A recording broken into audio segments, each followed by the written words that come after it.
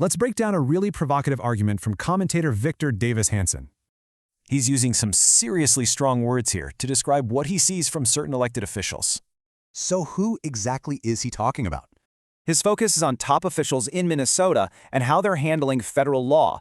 He points to some specific actions that he sees as outright defiance of federal authority. But here's the twist. Hanson says this isn't new at all. It's part of a historical pattern. And according to him, this pattern of defiance, well, it has some really deep roots in American history. He draws a direct line from today all the way back to the Civil Rights era and even the Civil War. And he argues this is an unbroken tradition, specifically within the Democratic Party. As evidence, he points to the voting breakdown for the 1964 Civil Rights Act.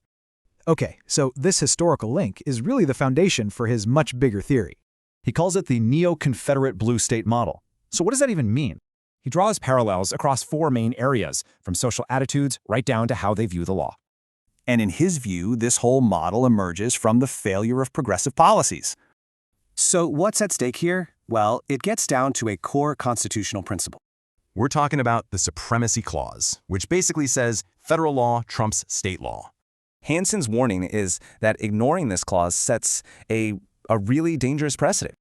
He sees a clear path: state defiance, no federal response, and then a full-blown constitutional crisis. So why does all this matter? It really questions the nature of our entire federal system. It all boils down to this huge question: where's the real line between state power and federal law?